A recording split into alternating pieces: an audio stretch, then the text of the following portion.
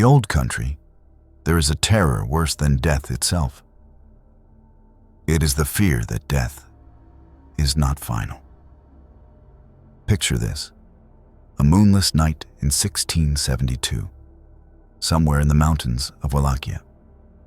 The village of Medvedja sleeps fitfully behind wooden shutters and iron crosses.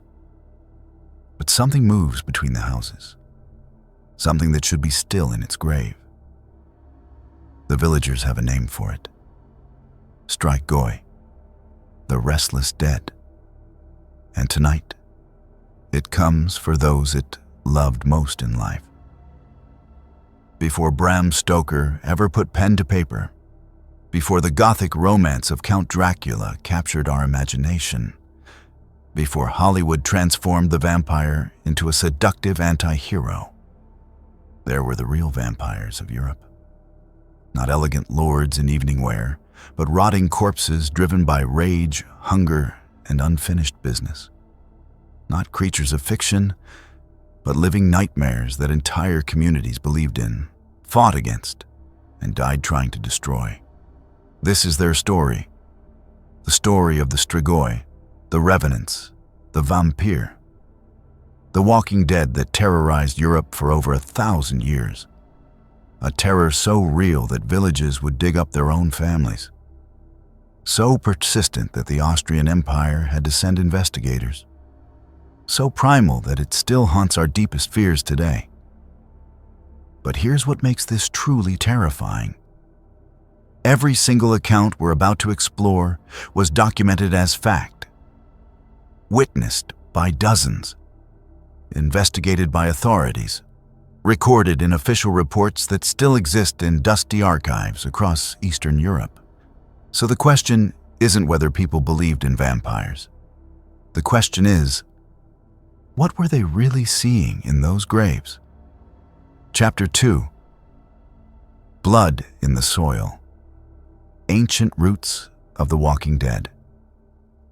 Long before Christianity reached the forests of Eastern Europe, the Slavic peoples knew that death was complicated.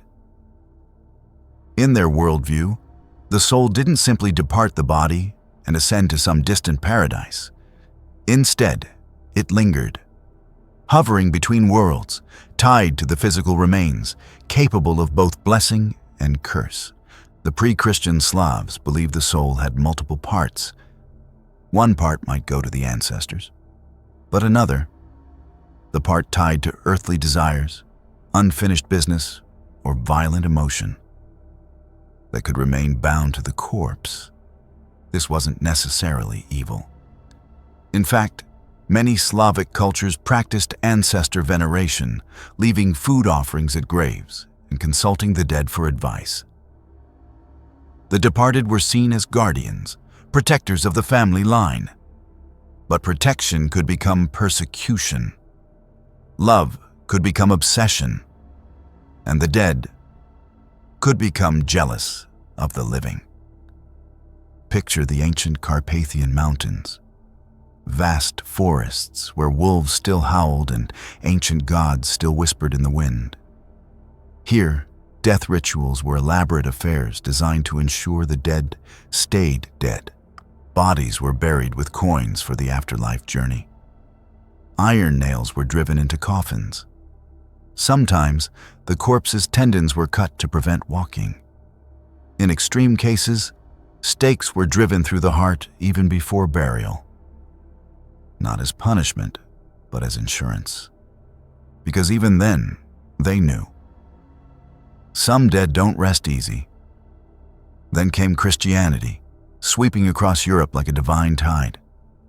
The old gods were declared demons. The ancient rituals became heresy. But you cannot simply erase 1,000 years of belief with a few sermons. Instead, the old fears merged with new theology. The restless dead became tools of Satan. Ancestor spirits became demons. And the protective rituals, well, those were driven underground, practiced in secret, whispered from grandmother to granddaughter in the darkness of winter nights. What we're seeing here is a classic example of religious syncretism, the blending of belief systems. Christianity didn't eliminate pagan vampire beliefs. It transformed them. The result was something more terrifying than either tradition alone could produce. A corpse animated by demonic forces. A loved one turned into an agent of evil. A violation of both natural law and divine order. The stage was set for a terror that would consume Europe for centuries to come. But understanding the beliefs is only the beginning. To truly grasp the vampire phenomenon, we need to understand how ordinary people, farmers, merchants, clergy, came to believe their own neighbors had returned from the dead. Chapter 3. Marked for Darkness. Signs of the future vampire. The year is 1489. The place, a small village outside Belgrade. A man named Stanko works his fields, trades at market, attends church with his family. By all accounts, he's ordinary, unremarkable. Except for one thing. Stanko was born with a caul, a thin membrane covering his face at birth. The midwife crosses herself. The village elders whisper. Because in the old country, they know what this means. This child is marked, born between worlds, destined to become Strigoi. Across Eastern Europe, certain signs were believed to mark future vampires from birth or life. These weren't arbitrary superstitions. They were a complex system of identifying those whose souls might not rest peacefully after death. Birth omens were the most significant. Being born with a caul, which is an amniotic membrane. Having teeth at birth. Being born with a red birthmark. Twins, where one died in infancy. Children born on certain cursed days.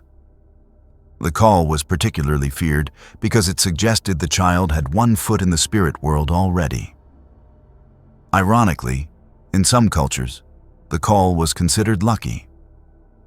But in vampire-believing regions, it was a death sentence, quite literally. But the signs didn't end at birth.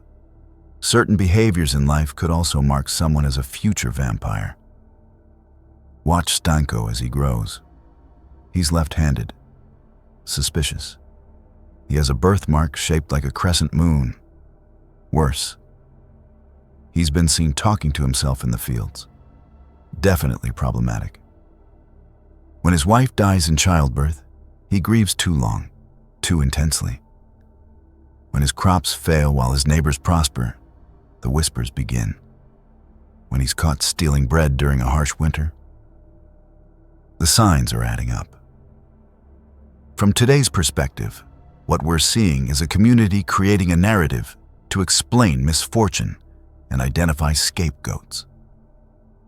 The vampire markers often targeted physical abnormalities or disabilities, antisocial behavior or mental illness, economic success or failure that didn't match community norms, anyone who challenged social hierarchies. It was a system of social control disguised as supernatural protection. But the villagers didn't see it that way. To them, these signs were divine warnings, chances to identify and monitor those whose souls were already corrupted. Some communities kept detailed records, registers of the marked, lists of those to watch, instructions for their burial when the time came. Because everyone knew that when someone marked by these signs died, especially if they died badly, they wouldn't stay dead for long. And Stanko, he died on a Thursday night in November, 1489, found in his home, apparently of natural causes. The village priest performed the last rites. The body was prepared for burial. But 3 days later, before the funeral could take place, something impossible happened. Stanko's corpse sat up in its shroud, or so the witnesses claimed. And that's when the real terror began. Chapter 4. The Living Dead. Vampires among us. The scream that shattered the silence of Medvegia came from the home of Stana, a woman who had died just 2 weeks prior. But it wasn't Stana screaming. It was her husband, Milos, writhing in his bed, clawing at his throat, gasping that his dead wife was choking him in his sleep. "She comes to me every night," he sobbed to the village elders. "She sits on my chest. She drinks my breath. She grows stronger while I grow weak." This was 1725. The place, a small Serbian village under Austrian rule. And according to the official government report that still exists today, Stana wasn't dead at all. She was vampire. This case, documented in the Austrian state archives, gives us a perfect window into how vampire beliefs operated in everyday life. But before we examine what the investigators found, we need to understand a crucial distinction that often gets lost in modern retellings. There were two types of vampires in Eastern European folklore: the dead who returned, and the living who never died properly in the first place. The distinction is critical. A Strigoi could be someone who died and came back, yes. But it could also be someone who was still alive, someone whose soul had become detached or corrupted, allowing them to attack others psychically while their body slept. Picture it. You're lying in bed in a 16th century village. No electric lights, no understanding of sleep paralysis, night terrors, or psychosomatic illness. Suddenly, you can't move. Something heavy presses on your chest. The air grows thick, suffocating. In the shadows, you see a familiar face.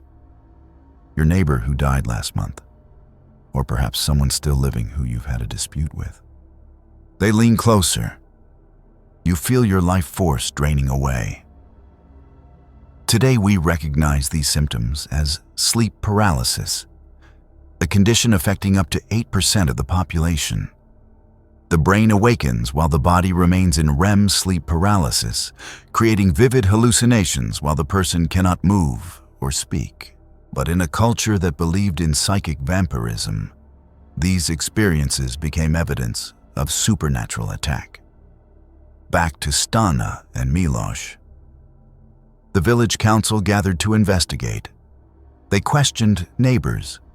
They examined the pattern of Milos's illness, and they reached a conclusion that seems bizarre to us, but was logical within their worldview. Stana had become a vampire after death and was now feeding on her husband's life force. But here's where it gets truly strange. The investigation didn't stop there. According to the Austrian report, the villagers then identified several other suspected vampires in their community. Some dead, some still living. They created a list. They planned coordinated action. Because in their understanding, vampirism was contagious. One vampire could create others. The corruption could spread until entire villages were drained of life. Imagine the paranoia. Imagine looking at your neighbors, people you've known all your life, and wondering, are they still human? When that woman glances at you in the market, is she marking you for attack? When your child wakes screaming from nightmares, what invisible predator is feeding on their dreams? This wasn't just supernatural horror, it was social breakdown. Communities turning against themselves. The living dead weren't just a threat from beyond the grave. They were walking among the living, hiding in plain sight. And that's when the villagers of Medvegia made a decision that would shock even the Austrian authorities. They decided to dig up their cemetery and examine every suspicious corpse. What they found in those graves would either confirm their worst fears or reveal something even more disturbing about the nature of human terror. Chapter 5. The Bad Death. How Monsters Are Made. Not all deaths are equal. Some people die quietly in their beds, surrounded by family, having received the last rites. Their souls depart peacefully, their bodies rest undisturbed. But others die badly. And a bad death, in the folklore of Eastern Europe, was a guaranteed ticket to vampirism. Let me tell you about Petar Blagojevic, a Serbian peasant who died in 1725, the same year as our earlier case. His death seemed natural enough. Fever, weakness, the kind of illness that claimed many in those harsh times. But Petar had problems. He died owing money. He'd been arguing with his son about inheritance. He'd been accused of stealing from his neighbor's vineyard. In other words, he had unfinished business. Picture the funeral. A gray December day, frozen ground that barely yields to the shovels. The priest mutters the prayers, but he's rushing through them, eager to be done with this particular burial. Because everyone knows, when someone dies with unresolved conflicts, unfulfilled desires, or sins unconfessed, they don't rest easy. Medieval and early modern European cultures had elaborate taxonomies of bad deaths that could create vampires. Violent death, murder victims, especially if the killer was never found. Suicide, which was considered the ultimate sin. Death in battle without proper burial. Accidental death in cursed places. Ritual failures. Dying without last rites. Being excommunicated from the church. Burial during thunderstorms when demons were active. Improper funeral procedures. Social disruption. Dying with debts unpaid. Family disputes over inheritance. Sexual scandals or infidelity. Death during childbirth, which was considered unnatural. The concept of the bad death wasn't unique to vampire beliefs. It appears across European folklore because it addresses a fundamental human anxiety, the fear that emotional or social turmoil can literally prevent the soul from finding peace. 9 days after Petar's burial, strange things began happening in his village. His son fell ill with the same wasting disease that had killed his father. His neighbor's livestock began dying mysteriously. 3 children in the village reported nightmares about a dark figure standing at the foot of their beds, but the real confirmation came when Petar's widow, Milka, woke one night to find her dead husband sitting at the kitchen table, eating bread and drinking wine as if he'd never died. "Petar?" she whispered. He turned to look at her, and she saw that his face was flushed with blood, not pale and drawn as it had been when he died, but red and full, as if he'd been feeding. "I'm hungry," he said simply. "I'm always hungry now." The widow's report sparked panic, because if Petar had returned as a vampire, it meant his bad death had created a supernatural predator that would continue killing until it was properly destroyed. But here's the psychological complexity that makes these cases so fascinating. Petar's family and neighbors weren't just dealing with supernatural terror. They were dealing with guilt. Guilt over unresolved conflicts. Guilt over inheriting his property while he died in debt. Guilt over not ensuring he received proper last rites. The vampire became a manifestation of their collective psychological burden, a way for the community to externalize and confront their own failings. But there was no time for psychology. Every day Petar remained in his grave was another day he could grow stronger, claim more victims, create more vampires from those he killed.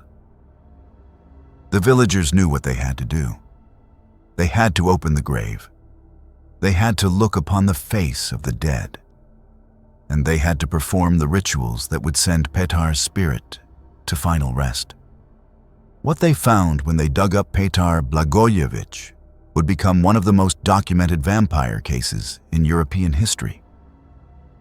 A case so detailed that it reached the imperial court in Vienna and helped shape Austrian imperial policy towards supernatural investigations. But Péter's case was just one among thousands. Across the Balkans, across Hungary, across Poland and Romania, graveyards were being opened. The dead were being examined. And what people found in those coffins challenged everything they thought they knew about death itself. Chapter 6. Night Terrors, the Vampire's Hunger. The thing about vampires, the real vampires of European folklore, is that they didn't hunt strangers. They hunted family.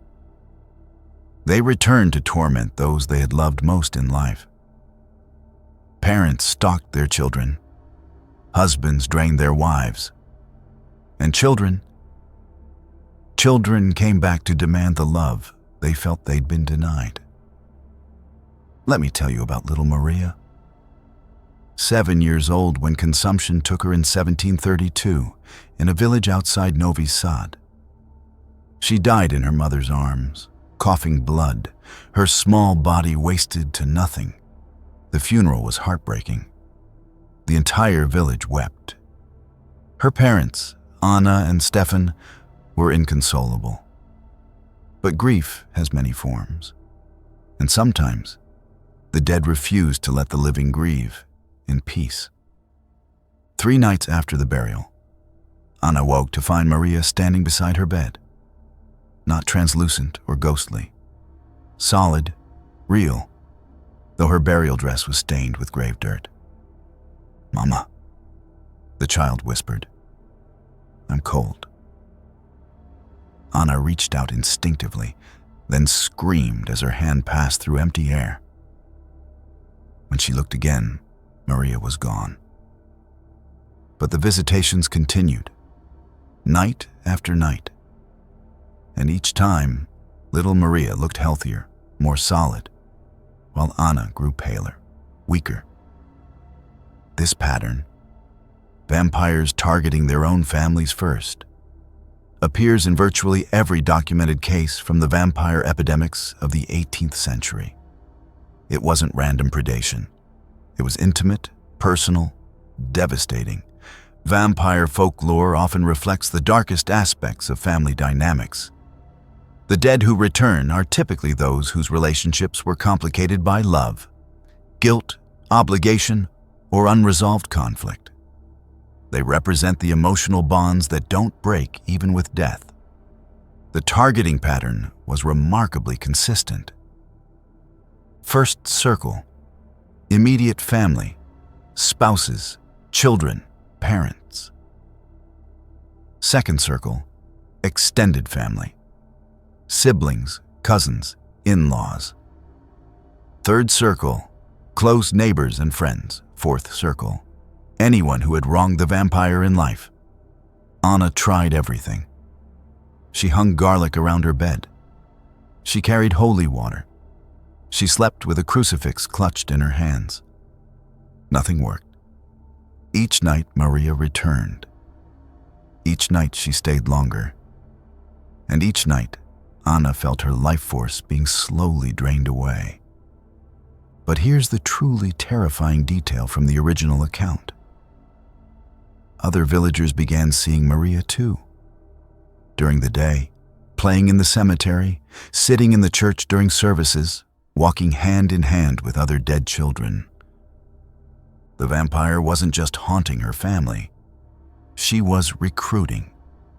According to the village records, within a month of Maria's death, 4 other children in the village had died of wasting diseases. 2 elderly residents had passed away unexpectedly. The village priest reported that attendance at evening services had dropped to nearly 0 because people were afraid to venture out after dark. The economic impact was devastating. Trade stopped, marriages were postponed, families began fleeing to other villages. This wasn't just supernatural horror, it was social and economic collapse triggered by collective terror. Today, we can recognize the likely medical reality behind these cases. Tuberculosis was rampant in 18th century Europe, and it spread through families and close-knit communities with devastating efficiency. The wasting disease that characterized vampire attacks perfectly matches the symptoms of consumption. Gradual weight loss, pallor, weakness, night sweats, and the telltale blood-stained cough. But understanding the medical reality doesn't diminish the psychological impact. These communities were watching their loved ones die slowly, inexplicably, while feeling powerless to stop it. And so, faced with the apparent return of little Maria and the spread of her supernatural contagion, the villagers made the same desperate decision being made across Eastern Europe. They would dig up the dead, they would examine the bodies, and they would perform whatever rituals necessary to stop the plague of vampirism before it consumed everyone they loved. What they found in little Maria's grave would challenge everything they thought they knew about innocence, death, and the monsters we create from our deepest fears. Chapter 7. The Watchers. When neighbors become hunters. In 1728, the Austrian Empire received a most unusual report from the frontier village of Kisilova. "We, the undersigned," it began, "do hereby attest that the vampire Stanco Paole has been destroyed according to ancient custom, and his reign of terror has ended." Signed by 17 villagers, witnessed by the village priest, stamped with the official seal. The most chilling detail? Stanco Paole had been dead for over a month. What we're looking at here is the transformation of ordinary citizens into supernatural investigators. Farmers became monster hunters. Housewives became forensic examiners. Children were trained to spot the signs of vampiric activity. Entire communities organized themselves around a single, terrifying purpose: identifying and destroying the walking dead. The vampire hunts of the 18th century weren't chaotic mob violence. They were highly organized operations with specific protocols, designated leaders, and detailed record-keeping. These communities took vampire hunting as seriously as we take emergency response today. Let's examine how it worked. When vampire activity was suspected in a community, a formal investigation would begin. Stage 1. Evidence gathering. Witness testimonies were collected.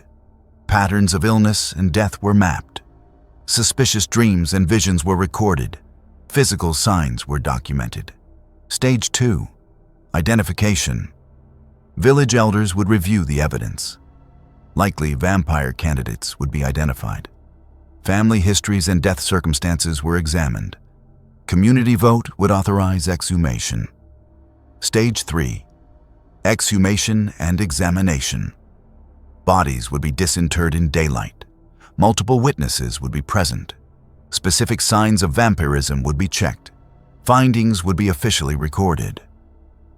The investigation into Stanco Paole began when his neighbor, Jovisa, reported a disturbing encounter.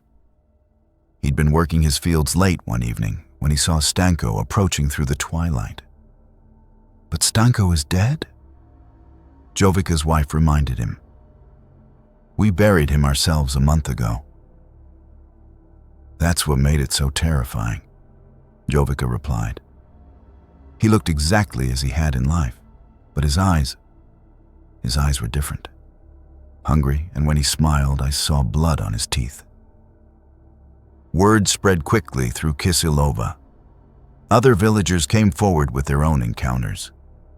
The miller reported seeing Stanco in his shop after midnight, attempting to steal grain. The widow Maria claimed Stanco had appeared in her bedroom, sitting on her chest, making it impossible to breathe. Most disturbing of all, several children reported playing with Stanco in the cemetery, games that left them exhausted and pale. The village council, led by the elected Gnez, which is the village chief, and blessed by the Orthodox priest, voted unanimously to exhume Stanko's body. The official record, preserved in the Austrian state archives, provides extraordinary detail about what they found. The body appeared fresh, as if recently deceased, though burial had occurred 32 days prior. The skin showed a ruddy complexion. Fresh blood was observed at the mouth and nose. The fingernails had grown notably longer. The hair appeared to have continued growing post-mortem. Today, we understand these signs of vampirism as natural decomposition processes. Bodies can remain well preserved in cool, dry conditions. Dehydration causes skin to tighten, making hair and nails appear longer. Decomposition gases can force blood from body cavities. Bloating can give corpses a well-fed appearance. But to 18th century villagers, these were confirmation of their worst fears. The villagers of Kisilova performed what they called the second killing. According to their testimony, a stake of hawthorn wood was driven through the heart. The head was removed with a sanctified blade. The body was burned and the ashes scattered in running water. Prayers were said for the proper rest of the soul. But here's what makes this case truly remarkable. The vampire hunting didn't stop with Stanko. The investigation had revealed what they believed to be an entire network of vampiric activity. Over the following weeks, 7 more graves were opened. 5 more bodies were found in vampiric condition. All were destroyed according to ancient protocol. What we're witnessing is mass hysteria organized into systematic action. The community had created a framework for converting fear into concrete steps towards safety. The vampire hunt became a way of regaining control in the face of inexplicable death and disease. But it was also something more disturbing. A sanctioned way for communities to turn against their own members, targeting those who were different, vulnerable, or already marginalized. The vampire hunts of Kisilova would become a template copied across the Balkans. But they also attracted attention from imperial authorities, who were beginning to question whether supernatural explanations were sufficient for what appeared to be epidemic delusion. Soon, government investigators would arrive to examine the vampire phenomenon with the cold eye of Enlightenment science. What they discovered would challenge both the villagers' supernatural beliefs and our modern assumptions about the rationality of the past. Chapter 8. Imperial Investigations. When Science Meets Superstition. In December 1731, Empress Maria Theresa of Austria received a report that would forever change how the Habsburg Empire dealt with supernatural claims. "Your Imperial Majesty," it began, "we have investigated the vampire epidemic in Serbia and find the situation to be both more complex and more disturbing than initially reported." The author? Johann Flückinger, imperial physician and one of the first government officials to investigate vampire claims using scientific methods. His findings would shock the Austrian court and establish the first official government position on the existence of vampires. By the 1730s, vampire reports from the Balkans had reached epidemic proportions. Village after village was sending official requests for permission to exhume and destroy suspected vampires. Local Austrian administrators were overwhelmed by the sheer volume of supernatural bureaucracy. The Habsburg Empire faced a choice: dismiss these reports as peasant superstition and risk rebellion in their frontier territories, or take them seriously and potentially legitimize beliefs that contradicted Enlightenment rationality. The vampire investigations represent a fascinating collision between emerging scientific method and persistent folk belief. The Austrian approach was remarkably modern. They sent trained observers to gather empirical evidence, rather than simply dismissing the reports out of hand. Picture Dr. Fluckinger's expedition. A small convoy of carriages winding through the Serbian countryside in the dead of winter. The imperial physician, accompanied by military officers, clerks, and translators, arriving in villages where the local population genuinely believed they were under siege by the walking dead. Fluckinger's mission was clear: investigate the vampire claims using the principles of natural philosophy. Gather evidence. Document findings. Provide the Empress with factual analysis upon which policy could be based. Their first case was the village of Medvedgia, where we met Stanko earlier. But Fluckinger arrived not to hunt vampires, but to study them.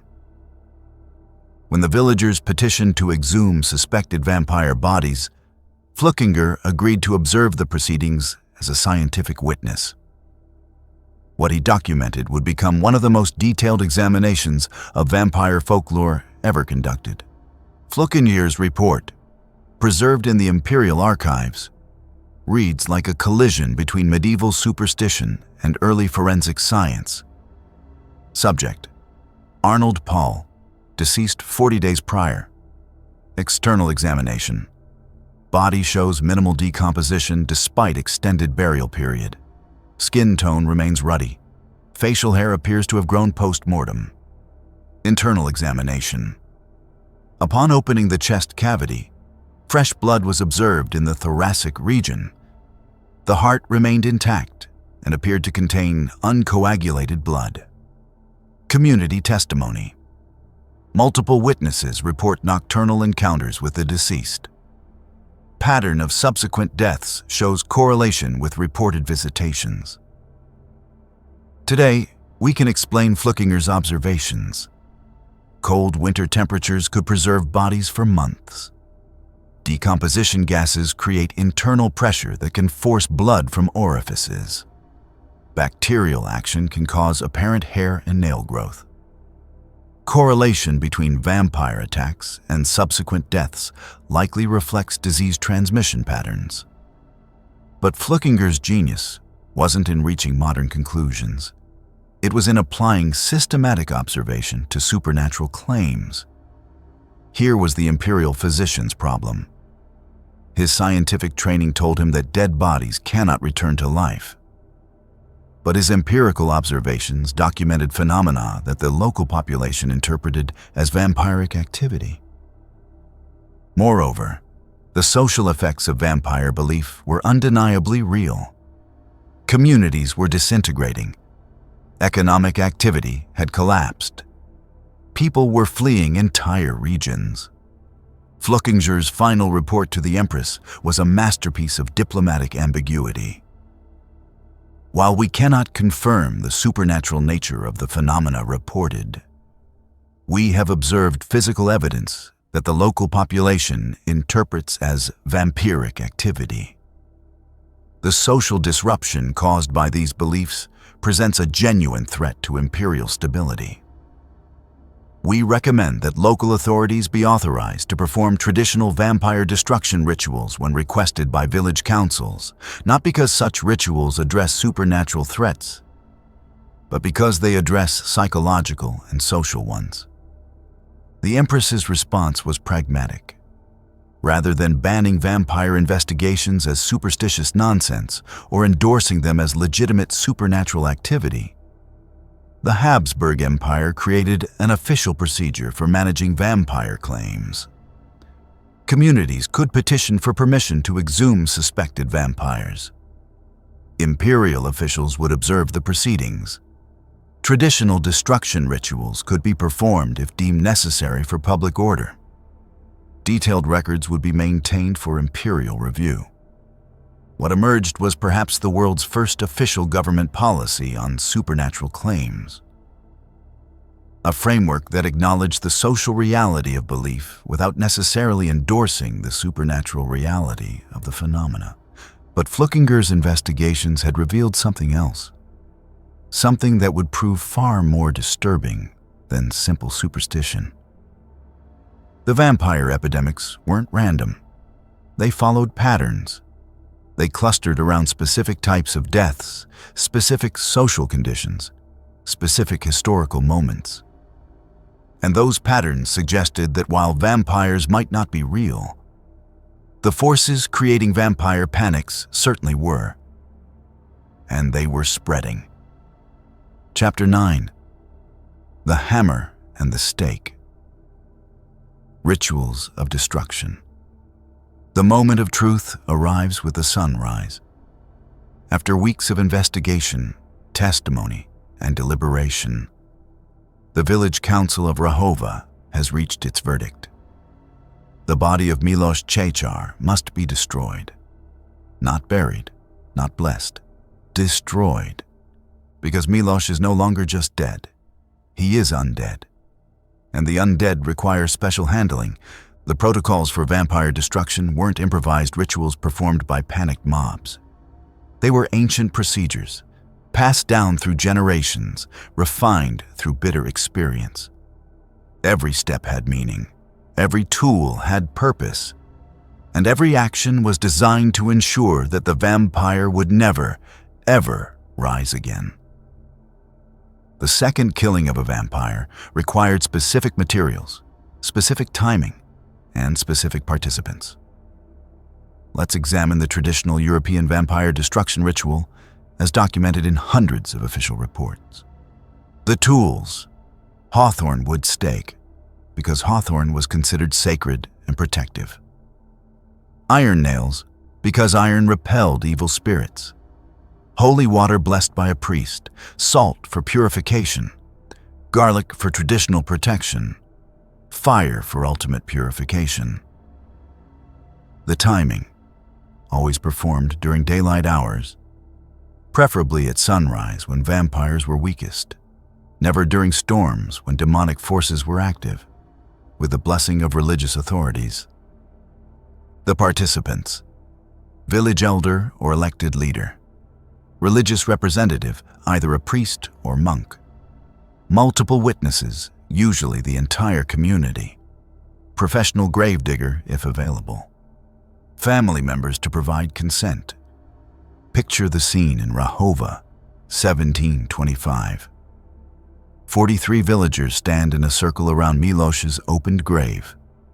The Orthodox priest, Father Dimitri, sprinkles holy water and mutters protective prayers. The village elder, Bogdan, approaches the coffin with the hawthorn stake held reverently in both hands. Miloš Čečar, he announces formally, you are accused of vampirism. You are accused of disturbing the peace of the living. You are accused of spreading the contagion of the undead. The body lies exposed. According to the witnesses, it shows the classic signs: preserved flesh, blood at the mouth, an expression of rage rather than peaceful rest. The vampire destruction ritual served multiple psychological functions. It provided the community with concrete action against an abstract threat.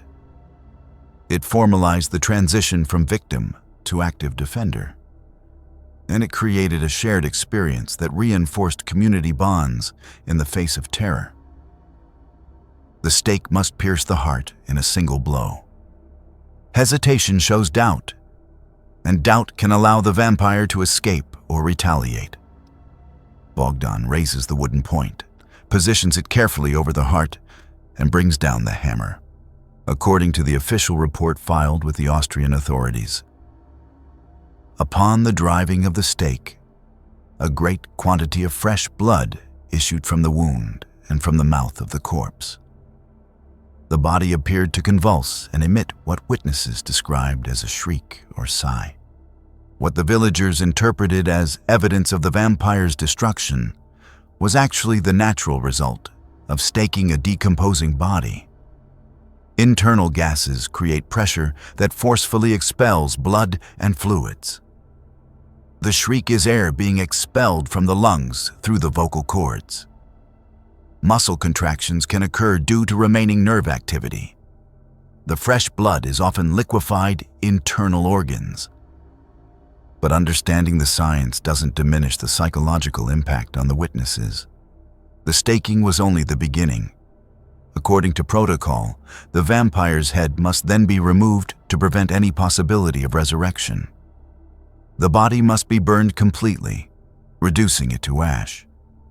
And those ashes must be scattered in running water to ensure they cannot reform. But sometimes, the rituals went wrong. In the case of Petar Blagojevich, another documented vampire from the same period, the villagers reported that when they attempted to stake the body, it sat up in the coffin and spoke. "Stop. You are hurting me. I am trying to rest." The terrified witnesses fled, leaving the vampire partially staked.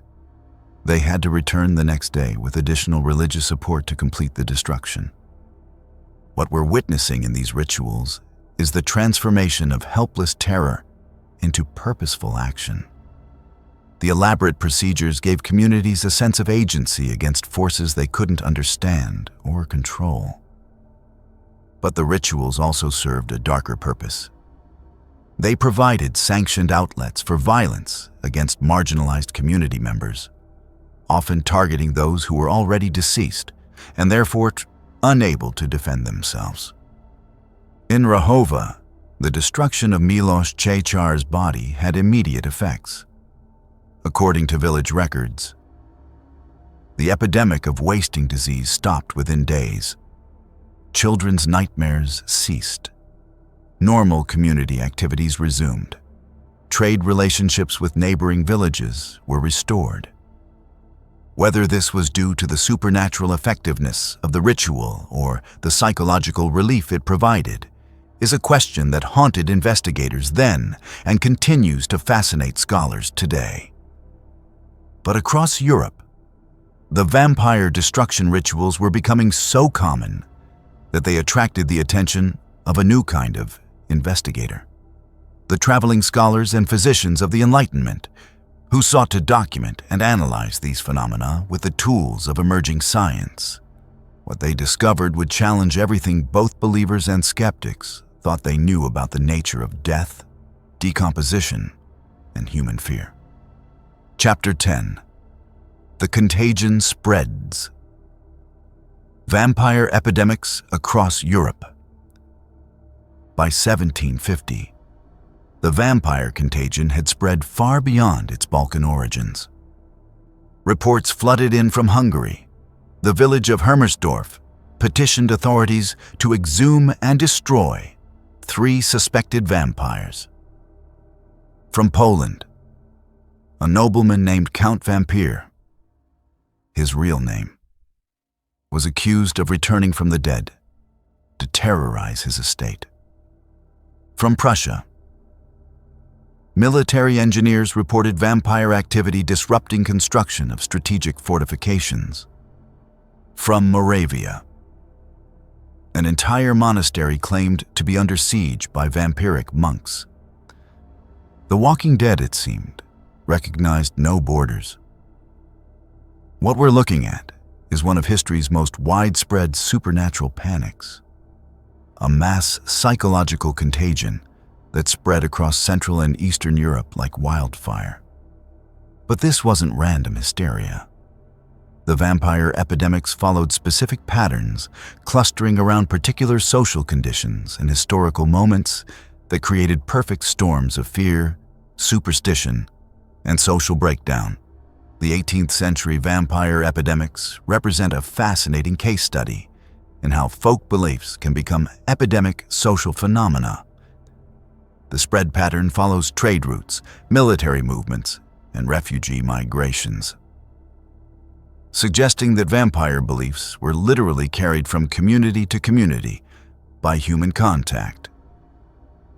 Let's examine one specific outbreak that demonstrates how vampire panics spread and evolved. In 1749, the Hungarian village of Hermersdorf experienced what imperial investigators later called the most severe vampire epidemic on record. It began with a single death. Johann Kuntius, a respected citizen who died after being kicked by a horse. His death seemed natural, even mundane. But Johann had been arguing with his neighbors about property boundaries. He owed money to several local merchants, and he died without reconciling with his estranged brother. Classic bad death conditions. Within a week of Johann's burial, his widow reported nocturnal visitations. Then his children began showing signs of the wasting disease. His brother fell ill. His debtors started experiencing nightmares and mysterious illnesses. But here's where the Hermersdorf case becomes remarkable. The vampire panic spread beyond Johann's immediate circle to encompass the entire economic network of the village. Imperial records show that within a month, grain merchants reported unexplained spoilage. Livestock began dying throughout the region. Trade relationships with neighboring villages collapsed. Local currency exchange ground to a halt. The vampire epidemic had become an economic disaster. Village authorities, faced with potential economic collapse, launched the most comprehensive vampire investigation in recorded history. They didn't just examine Johann's body. They systematically exhumed and examined every suspicious death in the village cemetery for the past 5 years.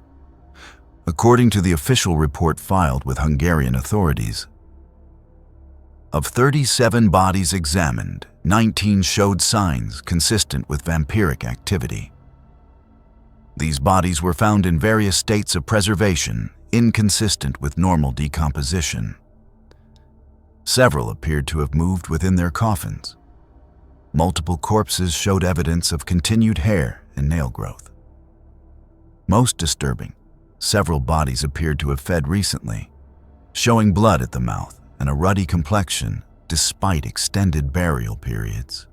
What the investigators had discovered was a perfect storm of natural preservation conditions. The village cemetery was located on elevated, well-drained ground.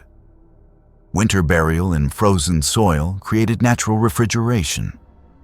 Local soil conditions were low in bacteria that cause rapid decomposition. Mass malnutrition in the village had created corpses with little fat to putrefy. The vampire epidemic was actually a preservation epidemic.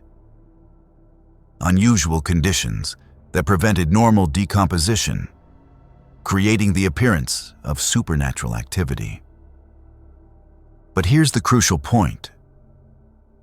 The vampire beliefs spread far beyond Hermersdorf because people were fleeing the village, carrying their stories and fears to new communities. Refugees from vampire-affected areas brought their experiences to new villages. Merchants carried tales along trade routes. Soldiers spread stories through military units. Clergy shared accounts through church networks. Each retelling amplified the fear. Each new community that heard the stories began watching for similar signs in their own cemeteries. By 1750, vampire reports were coming in from over 200 villages across Hungary, dozens of communities in Moravia and Bohemia, multiple locations in Poland and Prussia, scattered reports from as far west as Bavaria. Imperial administrators were overwhelmed. The vampire epidemic had become a bureaucratic nightmare, consuming administrative resources and threatening the stability of entire regions. The Habsburg Empire was forced to develop comprehensive policies for managing vampire panics, standardized investigation procedures, training for local administrators, guidelines for when to permit vampire destruction rituals, economic support for communities disrupted by vampire fears. But by 1755, something remarkable began happening. The vampire epidemics started to burn themselves out, not because the supernatural threat diminished, but because communities began developing resistance to vampire panics. Villages that had survived vampire scares began helping neighboring communities manage their own fears. Knowledge of natural decomposition processes slowly spread. Alternative explanations for mysterious deaths gained acceptance. The Age of Enlightenment was beginning to challenge the Age of Vampires. But the battle between reason and superstition was far from over. Chapter 11. The Enlightenment fights back. Reason versus terror. "Gentlemen," declared Giuseppe d'Avanzati, addressing the Academy of Sciences in Bologna, 1774. "We stand at a crossroads of human understanding. We can continue to cower before the shadows of medieval superstition, or we can illuminate the darkness with the light of reason. The vampire epidemic that has plagued our continent is not a supernatural phenomenon. It is a failure of education, science, and rational thought." His words would spark an intellectual war that would rage across Europe for decades. By the mid-18th century, the vampire epidemics had attracted the attention of Europe's greatest minds. Voltaire, the champion of Enlightenment rationalism, declared vampire beliefs a disgrace to human reason. The imperial court physicians of Vienna published detailed treatises debunking supernatural explanations for vampiric phenomena. But this wasn't simply an academic debate. It was a battle for the future of European civilization itself. The vampire controversy became a proxy war between two worldviews: the medieval cosmology that accepted supernatural intervention in daily life, and the emerging scientific worldview that sought natural explanations for all phenomena. The stakes couldn't have been higher. The Enlightenment response to vampirism was methodical and devastating. Scholar after scholar published detailed analyses debunking vampire claims. Medical explanations. Dr. Antoine Augustin Calmet documented how diseases like tuberculosis created symptoms resembling vampiric attacks. Physician Michael Ramft explained vampire visitations as manifestations of melancholia and nervous disorders. Imperial Surgeon General Johannes Vier demonstrated how post-mortem changes in corpses created signs of vampirism. Psychological analysis. Philosophers like Christian Wolff argued that vampire beliefs arose from grief, guilt, and untreated mental illness. Scholars documented how vampire panics clustered around times of social stress, economic hardship, and political instability. Sociological critique. Enlightenment thinkers identified vampire accusations as weapons used against marginalized community members. They documented how vampire hunts provided outlets for social tensions and economic rivalries. Picture the scene. Germany's most prestigious university, 1751. Professor Christian Wolff, one of the most respected philosophers in Europe, faces a packed auditorium to deliver his famous lecture on the reality of ghosts and vampires. "My learned colleagues," Wolff begins, "I submit to you that every vampire attack can be explained by one of three causes: disease, delusion, or deliberate deception." He presents case after case, methodically dissecting each supernatural claim with surgical precision. The widow who claims her dead husband visits her nightly. She suffers from what physicians call melancholia, what we would today recognize as severe depression combined with hallucinations. The community that finds fresh blood in a month-old corpse, they are witnessing natural decomposition processes that they lack the education to understand. The village that experiences an epidemic of vampire attacks, they are suffering from tuberculosis, and their supernatural explanations prevent them from seeking proper medical treatment. The rationalists weren't content with theory. They conducted their own investigations, applying scientific method to vampire claims. The Benedictine scholar Dom Calmet traveled throughout Lorraine in the 1740s, investigating vampire reports with unprecedented thoroughness. His findings, published in Treatise on the Apparitions of Spirits and on Vampires, became the definitive rationalist response to vampire claims. Calmet documented how vampire attacks correlated perfectly with outbreaks of infectious disease. Preserved corpses were found only in cemeteries with specific soil and climate conditions. Vampire visitations occurred primarily in communities with high rates of alcoholism and mental illness. Surprisingly, the Catholic Church largely sided with the rationalists. Pope Benedict XIV issued statements discouraging vampire investigations, arguing that supernatural claims diverted attention from genuine spiritual matters. We find that reports of vampires and similar apparitions often arise from superstition rather than divine revelation. We encourage our clergy to provide rational counsel to their parishioners and to discourage practices that border on pagan ritual. But the rural populations of Eastern Europe didn't surrender their beliefs easily. Village leaders argued that university professors and city physicians didn't understand the realities of frontier life. These learned men from Vienna come to our village with their books and their theories. But they have never seen what we have seen. They have never smelled the scent of grave dirt on a living person's clothes, or watched a child waste away while crying out the name of their dead grandmother.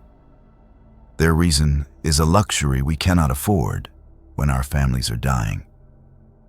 Faced with persistent beliefs and continued reports, some Enlightenment thinkers developed more nuanced approaches. They didn't deny that people were experiencing frightening phenomena. They simply argued for natural rather than supernatural explanations. Your Majesty, while we cannot confirm the existence of vampires as supernatural entities, we have observed real phenomena that the population interprets as vampiric activity. Our recommendation is not to dismiss these concerns as mere superstition, but to address them through improved medical care, education, and economic support for affected communities. The Enlightenment assault on vampire beliefs achieved mixed results. Victories.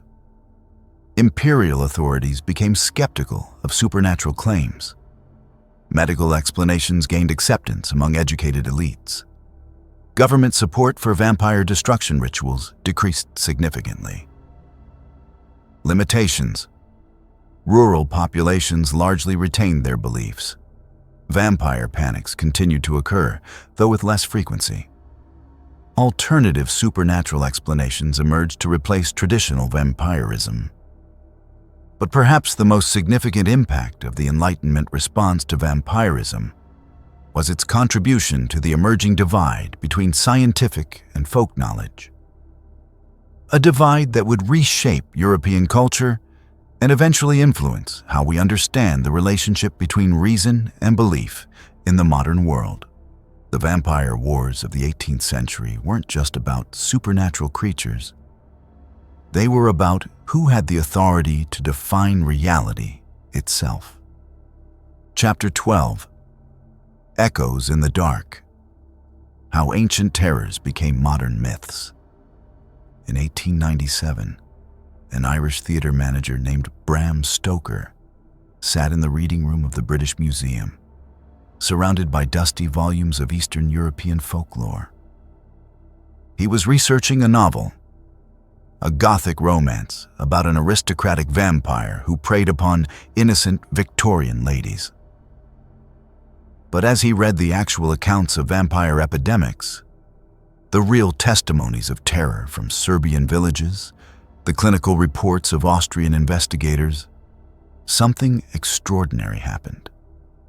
The true horror of vampirism, the intimate family destruction, the community paranoia, the social collapse, proved far more terrifying than any fictional monster he could imagine.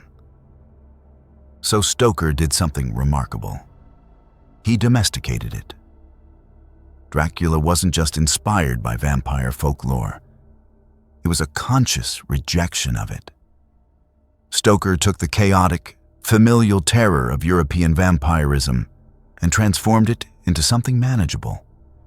A foreign threat that could be defeated by British heroes using modern technology and Christian faith. This transformation represents one of the most successful acts of cultural appropriation in history. The vampires that had terrorized European communities for centuries became the foundation for a modern entertainment industry worth billions of dollars. But in that transformation, something crucial was lost. Modern vampire fiction presents vampirism as exotic, seductive, even romantic. The historical reality was far more disturbing.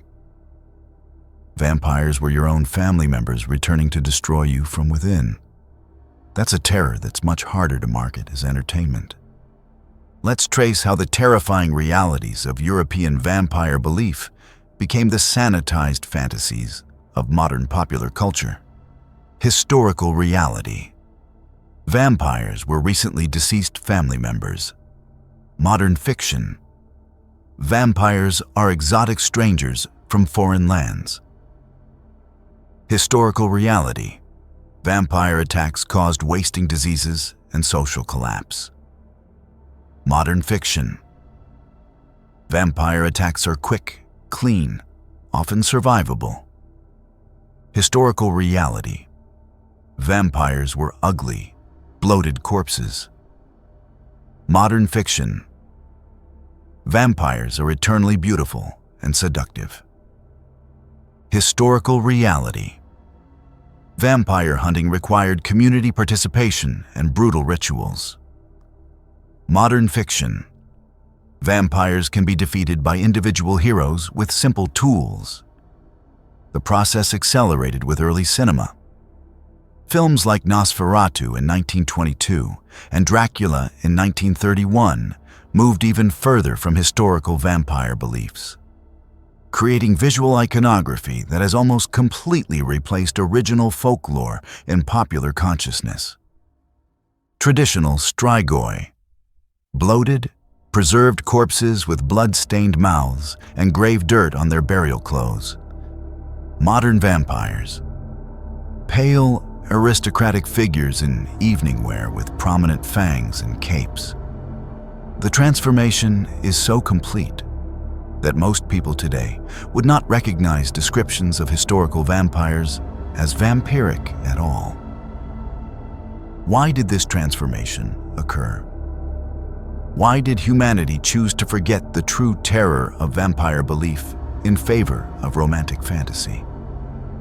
The answer lies in what the original vampire beliefs represented: our deepest fears about death, family, and social breakdown. Historical vampires embodied the terror that death doesn't end our obligations to the living, the fear that love can become possession and destruction, the anxiety that our communities might turn against us, the nightmare that those closest to us might harbor secret malevolence. These are truths too dark for entertainment. So we created safer versions. But here's the remarkable thing. Despite centuries of Enlightenment rationalism and modern scientific education, vampire beliefs persist. In 2004, villagers in Marotinu de Sus, Romania, exhumed and staked the body of Petre Toma, believing he had returned as a vampire. In 2006, Malaysian authorities investigated reports of vampire attacks in rural communities. Modern urban legends about energy vampires and psychic parasites continue ancient themes in new forms. The current popularity of vampire fiction suggests these fears remain deeply embedded in human psychology. Today's vampire beliefs have adapted to contemporary concerns: medical vampirism, stories of healthcare workers who deliberately infect patients. Corporate vampirism, metaphors of businesses that drain the life from employees. Digital vampirism, fears about technology and social media consuming human connection. Environmental vampirism, anxieties about consumption and sustainability. Modern vampire fiction serves the same psychological function as historical vampire beliefs. It provides a framework for confronting fears about death, intimacy, and social threat. But there's a crucial difference.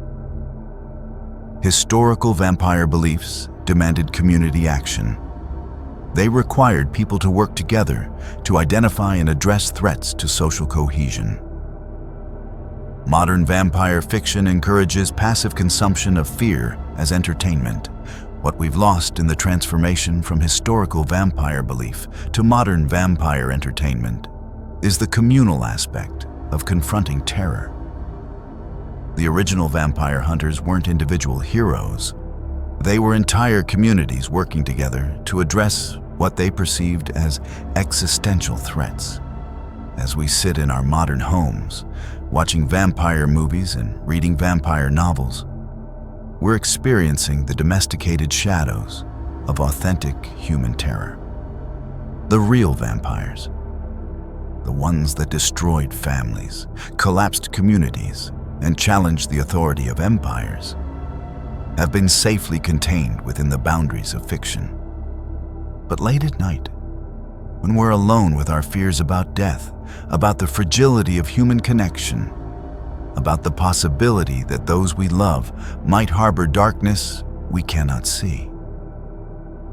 In those moments, we're not so different from our ancestors who barricaded their doors against the walking dead. The vampires may be gone, but the fears that created them remain. And perhaps that's the most terrifying truth of all. The real monsters were never in the graves. They were always in the human heart.